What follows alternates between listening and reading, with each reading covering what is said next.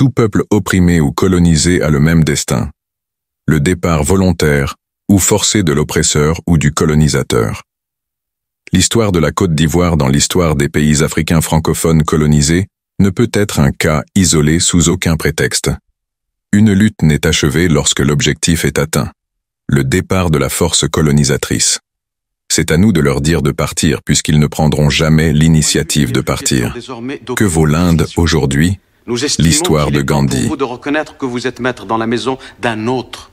L'heure est venue pour vous de partir.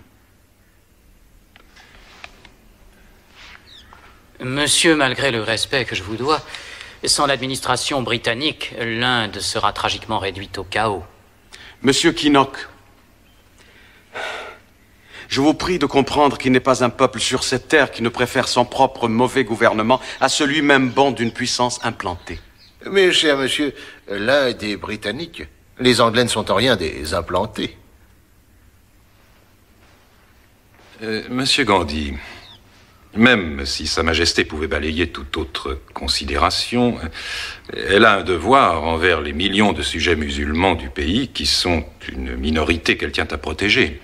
Et l'expérience démontre à l'évidence que ses troupes et son administration sont essentielles au maintien de l'ordre et de la paix.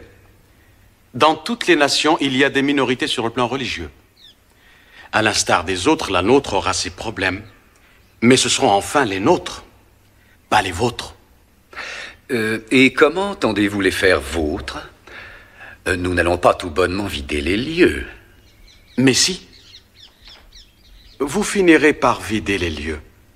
Parce que 100 000 Anglais sont dans l'impossibilité de contrôler 350 millions d'Indiens si ces Indiens refusent de coopérer. Et c'est cela notre objectif. Nous prônons une pacifique, une non-violente non-coopération. Jusqu'à ce que vous-même vous découvriez le bien fondé d'un départ, Votre Excellence.